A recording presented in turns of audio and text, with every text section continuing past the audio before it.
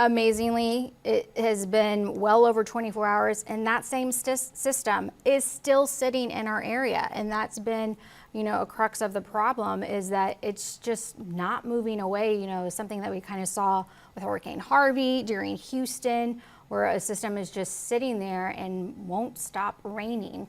So as we wait for the next press conference to begin, why don't we go ahead and bring Alex Garcia back in for just another look at the radar, where the storm is right now, what we can expect right now and in the coming hours.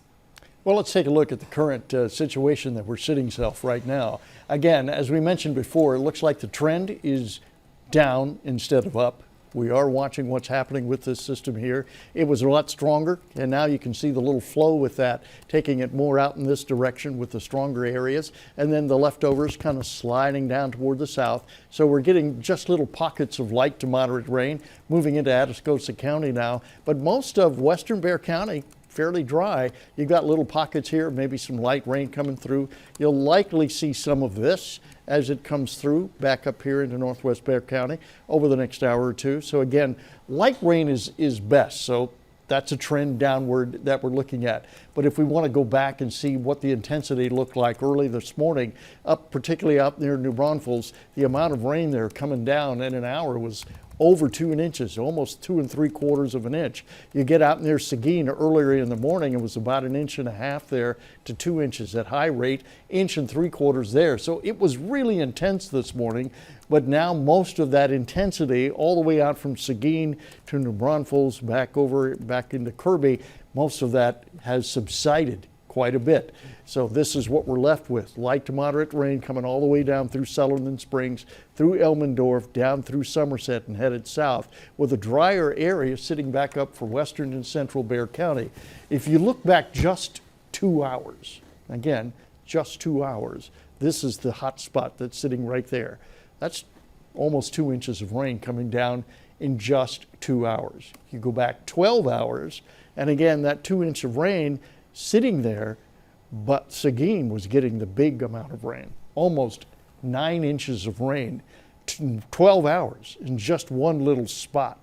That's more rain than you're going to get in several months in just 12 hours sitting out there towards Seguin.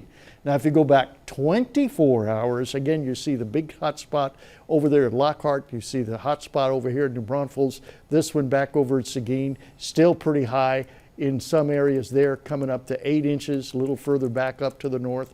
Let's see if we can pick up another one. There's another 8 inch. So you could see it just within the 24-hour period really picking up. And if you go back 2 days, there's all the range of rain that you could see, particularly going up toward Hunt, where there was that 12 inches of rain. Now, we were looking at computer models, and there's been a lot of talk about computer models didn't predict this amount of rain. Well, here's the trick. The computer models can't do that. Bet you thought they could. They can't do that. We don't have the tools available to really pinpoint an area and tell you your backyard is going to get 12 inches of rain. I can't do that. The best we can do with our computer models is to tell you the atmosphere is loaded. There's a lot of water in the air. The conditions are getting really, really good for this to happen. The potential for some high rates of rainfall is there. All we have to do is wait to see where it's going to happen. And the only way that you can tell that's going to happen or that's going to happen is to keep your eyes on the radar and watch it as it's going. That's nowcasting. There's no way I can tell you 5 days ahead of time that's going to happen. Not even a day ahead of time. So a lot of this I'm listening to, we had no warning, we didn't know. There was warning, there was advising, there was something. As early as 2 and 3 days ago, we were issuing, hey, things are loading up. Hey, we have a flood advisory out. Hey, we have a big, huge flood watch out. Can't say much more than that.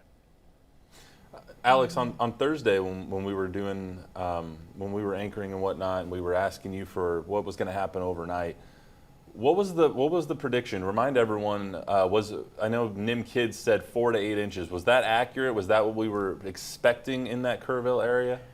You know, when we go back, and I went back to look at some of the information, because I know Kim. Kim's actually a friend of mine, and I'm like, Kim, what are you doing? Why are you saying some stuff like that? You know, we did have that range, and in my numbers and a lot of the other numbers, we're in the 5 to 7 category.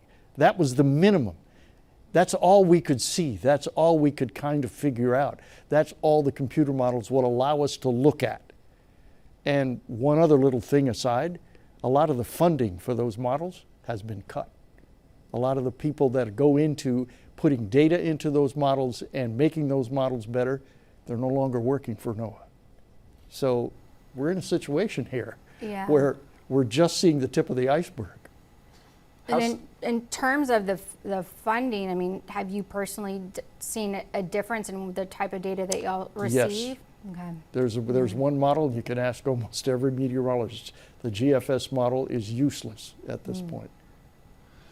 How surprised were you? I mean, you've been here forever. How surprised were you when you saw the overnight damage and when you came in and you know, ended up tracking everything into Friday morning? How surprised were you when you continued to see the rainfall over Kerr County? Well, I've been here since '83, and I've lived here for all my life. I have seen this happen over and over and over again. So it was not a surprise to me. I knew something was going to happen. I figured it would be bad, and it's in the same category I saw happen in the early '80s, some in the '70s, some in the 2000s. It's happened over and over again, and it's going to happen again.